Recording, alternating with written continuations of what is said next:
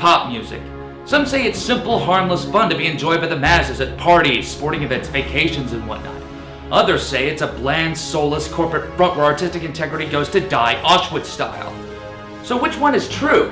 Well, they're both good and bad aspects to everything, especially pop music, despite how much overwhelming revival it receives, especially here on the internet. However, considering the utter trash we've had to put up with in recent years, we decided to vent our frustration at the current dreary state of the music industry by compiling a top 10 list of the most excruciatingly awful and vomit-inducing chart musicians of, roughly speaking, the past decade. So without further ado, here's number 10. Oh, you all saw this one coming, so let's just get it over with quickly. There's really no need to go into any extensive detail about Justin Bieber because everyone, including the both of us, have torn him to shreds so thin that they're microscopic.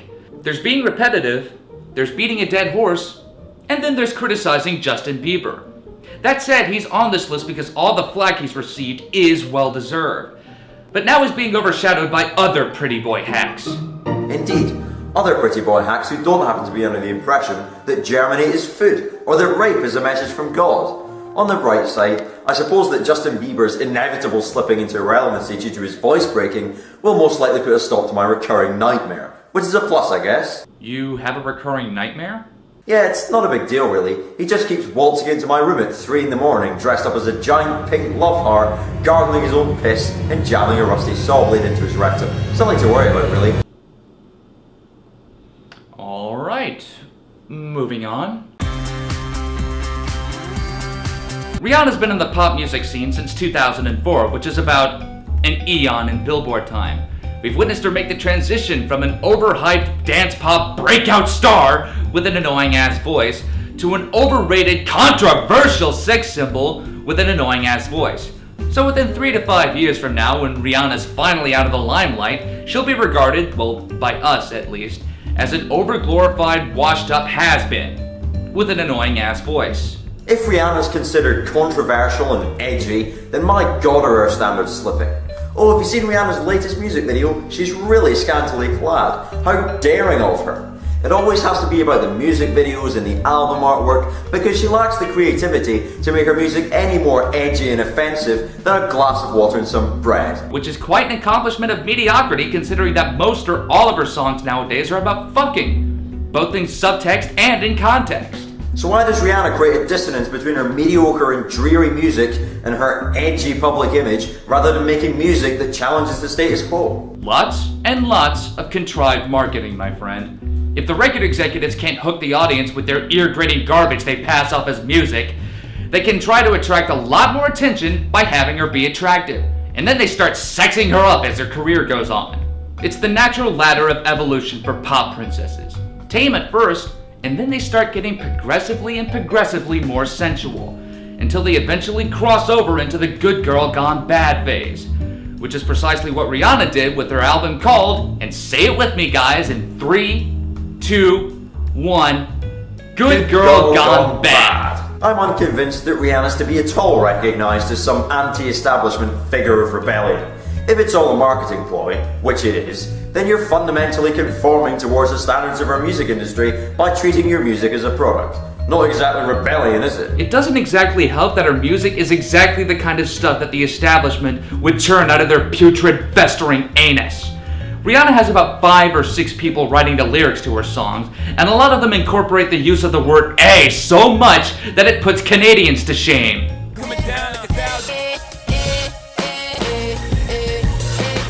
With songs like Only Girl in the World, Rihanna does nothing but cater to an audience of insecure, giggly little schoolgirls. If you think you deserve to be treated as the only girl in the world, that's not love. That's a severe entitlement complex, and I'd see a psychologist.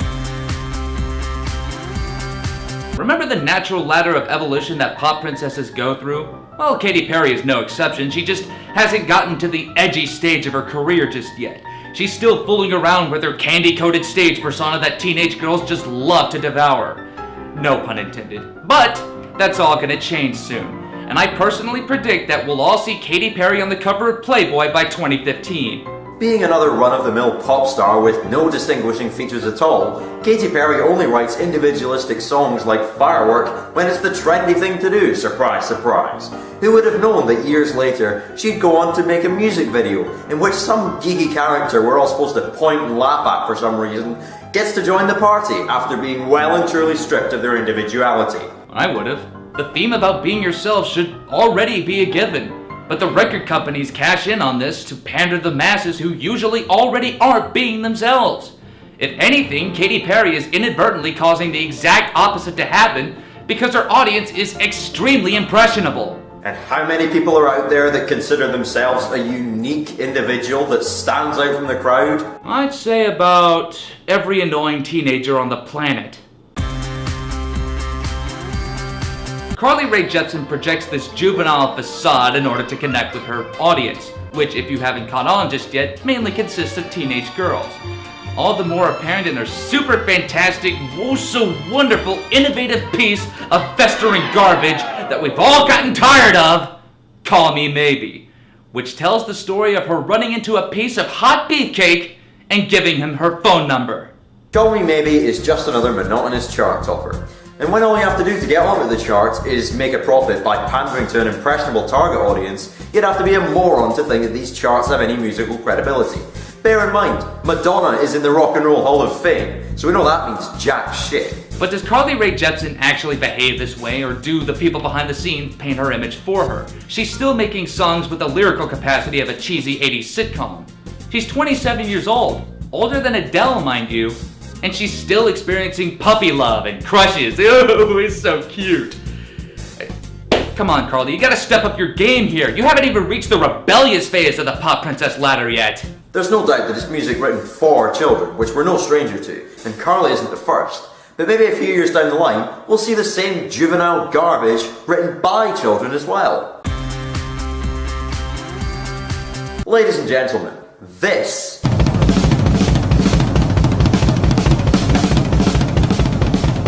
is an example of a rock star. This, on the other hand, you're insecure, don't know what for. You're turning heads when you walk through the door. is about as rock and roll as Bible study. To anyone with the audacity to call these manufactured, flavourless cunts rock stars, they don't play rock music. Get a clue. The unfortunate truth is that boy bands are coming back in full force. And I thought these days were behind us when NSYNC, the Backstreet Boys, and 98 Degrees had faded into obscurity. But much like a wet fart, these putrid cunts just won't go away. It's like a game of musical whack-a-mole. One Direction are flagrant corporate shills. They sing I Love You to a fictional girl, and it just makes everyone with a vagina between the ages of 9 to 16 just giddy with joy. It just goes to show you that the less effort you put into chart music, the more successful you are. And no, we're not asking that everyone has to compose some obscure masterpiece in order to gain our approval. We get that you have to make your music understandable in order to connect with your listeners. But for the love of God, make it genuine. There's not a shred of emotional sentiment behind this shamelessly corporate boy band crap. You took the words right out of my mouth. But I just can't be sure that it's entirely their fault. I mean, they're essentially slaves to the record company. These deplorable sacks of human fucking excrement willingly signed up for the X Factor production line. They know full well that it's an easy shortcut to money and fame. Make no mistake about it. They're meaningless, dancing puppets, and they love every second of it. But there is one thing I can give One Direction credit for. They have the most appropriate name for a pop group in recent memory. Because in the next year or two, there's only one direction they'll be going.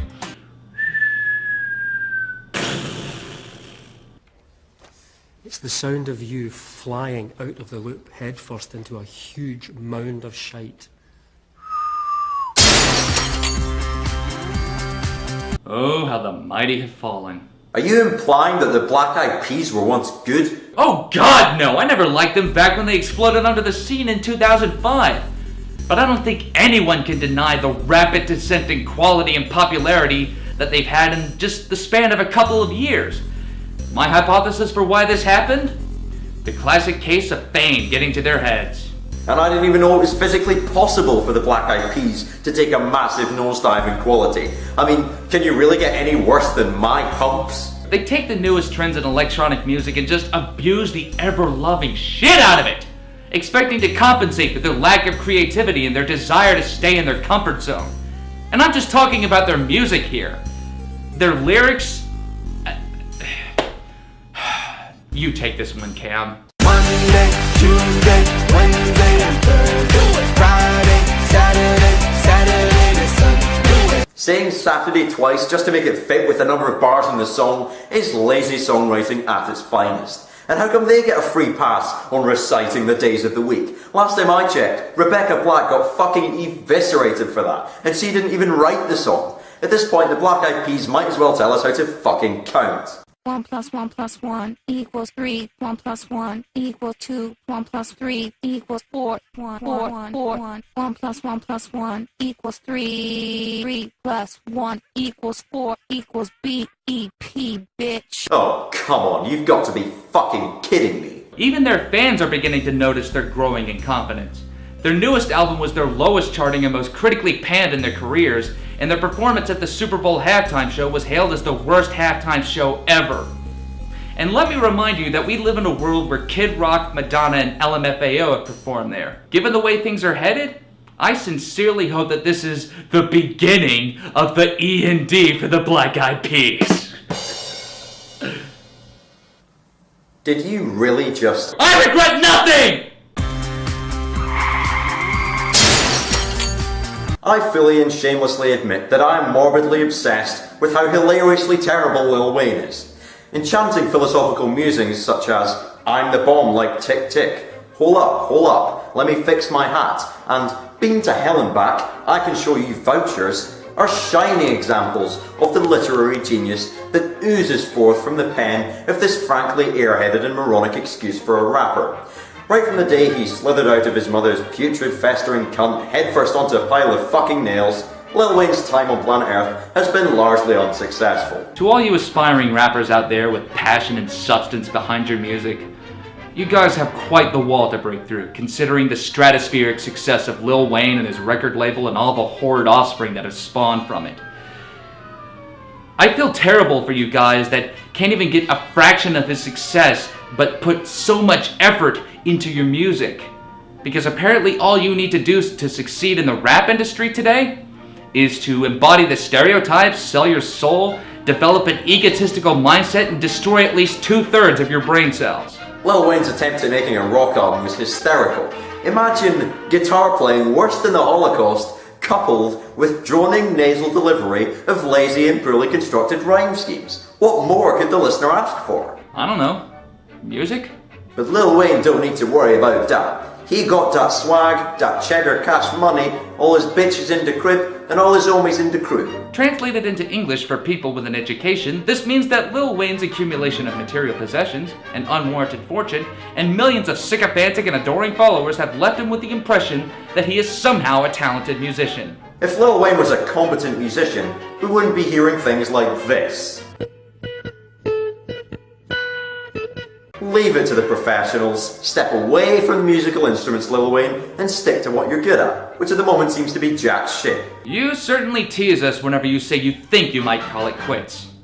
Remember that time where you said you were thinking about giving up your career as a rapper to become a professional skateboarder?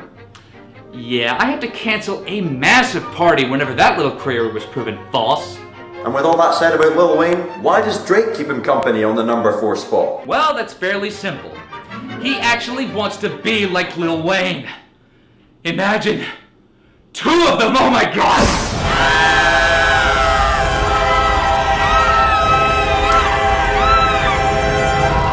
If only North Korea nuked us before this had happened. I'd much rather have radioactive 3-eyed children running around than these oxygen-thieving fucks. Wake up in the morning feeling like P. Diddy. Hey, what up, girl? Okay, now I'm hoping more than ever for a nuclear Armageddon. Kesha is revoltingly hypocritical. Remember when she decided to jump on the bandwagon by writing a song about how important it is to be an individual? If that's not irony, then I don't know what is. We Are Who We Are was released during a trend of gay teenagers committing suicide due to homophobic bullying. But given that the lyrics and mood bear no relevance to the subject matter at all, it's more than likely that this was just a shameless attempt to try and cash in on the rise of media attention around this subject matter. Essentially the White Valley Girl version of Crap Nation. What's even more ironic is that the rest of her song library makes me want to kill myself.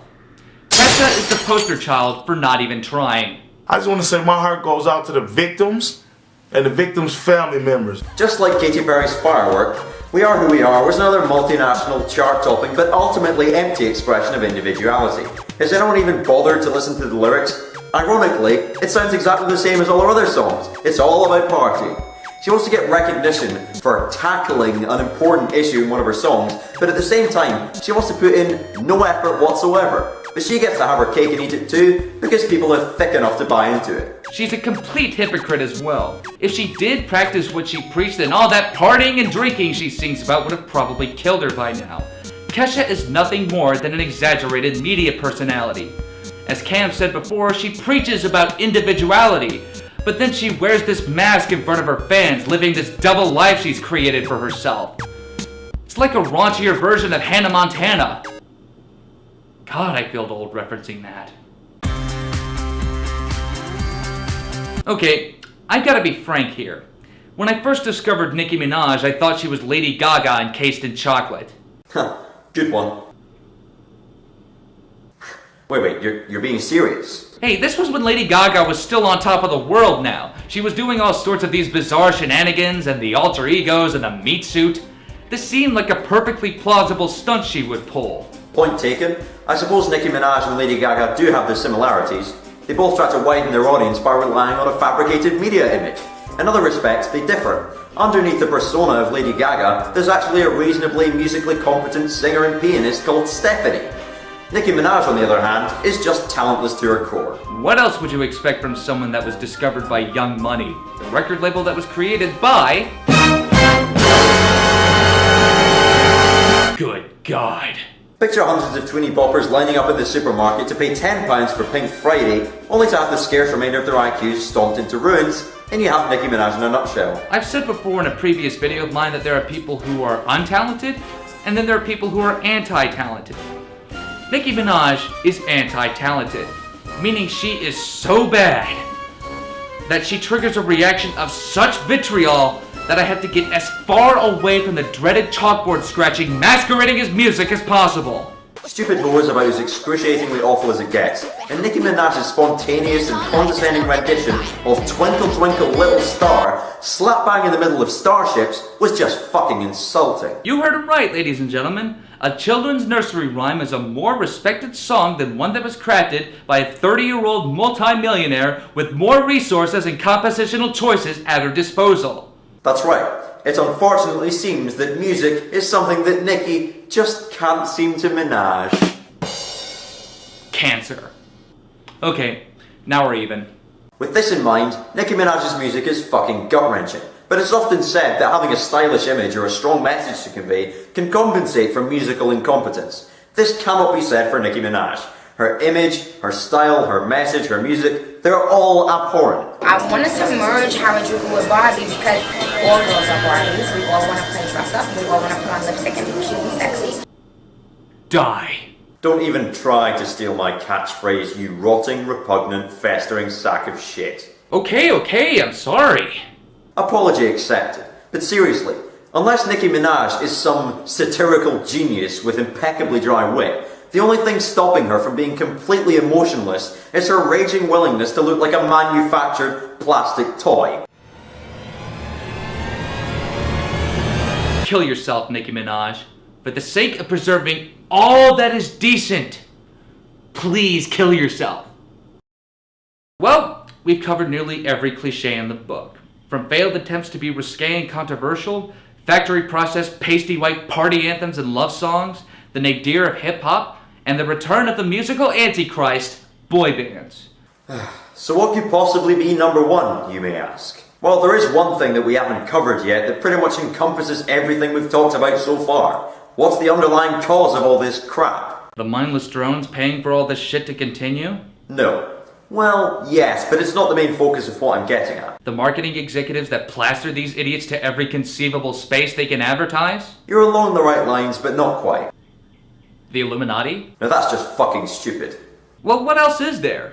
I'm talking about the producers behind the artists. To me, no other person sums this up so effectively as Max Martin. Who in the backflipping fuck is Max Martin? Well, you're probably more familiar with him than you think you are. You have heard his music before. No, I don't think I have. Actually, I'm afraid you have heard his music, because he's mechanically churned out pop song after pop song for the worst of the worst. He's written and co-written songs with NSYNC, the Backstreet Boys, Britney Spears, Christina Aguilera, Katy Perry, Kesha, Pink, Tayo Cruz, and the most scathingly bitter and psychotic ex-girlfriend in the world, Taylor Swift. Holy shit. This guy is responsible for all these hacks? Well, not entirely. There are thousands upon thousands of people like him. He's just the perfect example. You're familiar with David Guetta, right? Abso-fucking-lutely. A sexy bitch, a sexy bitch, damn, a sexy bitch. Damn. Where them girls at, girls at? Where them girls at, girls at?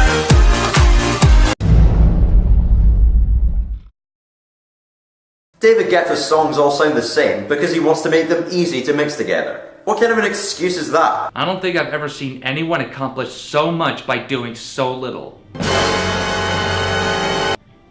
I stand corrected.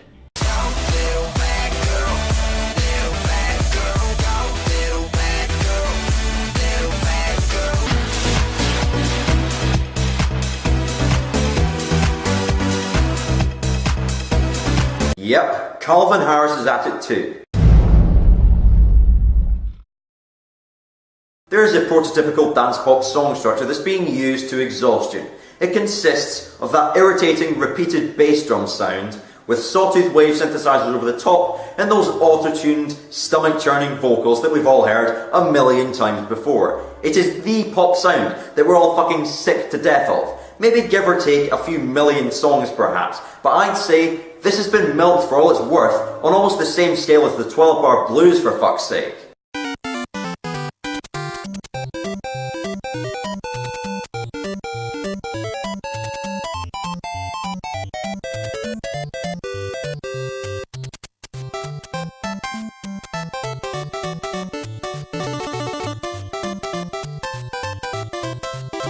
This is only the mildew-infested tip of a giant iceberg of piss.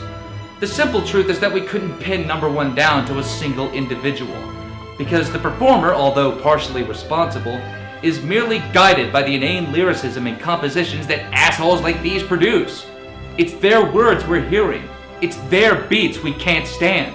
They're the ones that contribute day in, day out to reducing music from an art form to a product that can be passed along a conveyor belt. And that's why all these producers and songwriters collectively take the number one spot on our top 10 list of the worst artists in pop music.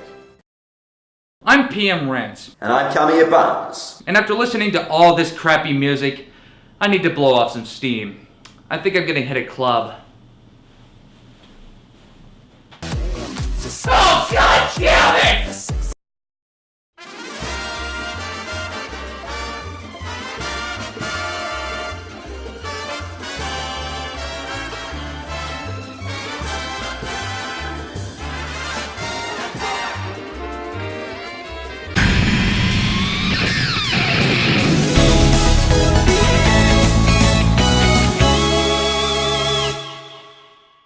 Anti-establishment figure of rebellion. If it's all a marketing ploy, which it is, then you're fundamentally conforming towards the standards of our music industry by treating your music as a product. Not exactly rebellion, is it? It doesn't exactly help that our music is exactly the kind of stuff that the establishment would churn out of their putrid, festering anus. Rihanna has about 5 or 6 people writing the lyrics to her songs, and a lot of them incorporate the use of the word A so much that it puts Canadians to shame.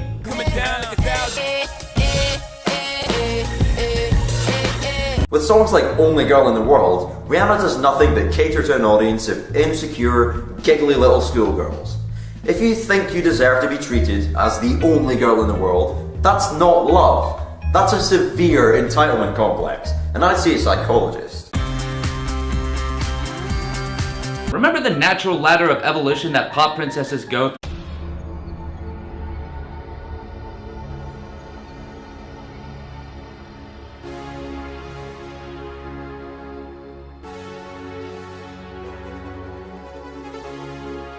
pop music. Some say it's simple, harmless fun to be enjoyed by the masses at parties, sporting events, vacations, and whatnot. Others say it's a bland, soulless corporate front where artistic integrity goes to die, Auschwitz style. So which one is true? Well, there are both good and bad aspects to everything, especially pop music, despite how much overwhelming revival it receives, especially here on the internet. However, considering the utter trash we've had to put up with in recent years, we decided to vent our frustration at the current dreary state of the music industry by compiling a top 10 list of the most excruciatingly awful and vomit-inducing chart musicians of, roughly speaking, the past decade. So without further ado, here's number 10. Oh, you all saw this one coming, so let's just get it over with quickly. There's really no need to go into any extensive detail about Justin Bieber because everyone, including the both of us, have torn him to shreds so thin that they're microscopic. There's being repetitive, there's beating a dead horse, and then there's criticizing Justin Bieber. That said, he's on this list because all the flack he's received is well-deserved. But now he's being overshadowed by other pretty boy hacks. Indeed, other pretty boy hacks who don't happen to be under the impression that Germany is food or that rape is a message from God. On the bright side, I suppose that Justin Bieber's inevitable slipping into irrelevancy due to his voice breaking will most likely put a stop to my recurring nightmare, which is a plus, I guess. You have a recurring nightmare? Yeah, it's not a big deal really. He just keeps waltzing into my room at 3 in the morning dressed up as a giant pink love heart, gargling his own piss and jamming a rusty saw blade into his rectum. Something to worry about really. Alright, moving on. Rihanna's been in the pop music scene since 2004, which is about an eon in Billboard time. We've witnessed her make the transition from an overhyped dance pop breakout star with an annoying ass voice to an overrated controversial sex symbol with an annoying ass voice. So within 3 to 5 years from now, when Rihanna's finally out of the limelight, she'll be regarded, well, by us at least, as an overglorified, washed-up has-been, with an annoying-ass voice. If Rihanna's considered controversial and edgy, then my god are her standards slipping. Oh, have you seen Rihanna's latest music video? She's really scantily clad. How daring of her.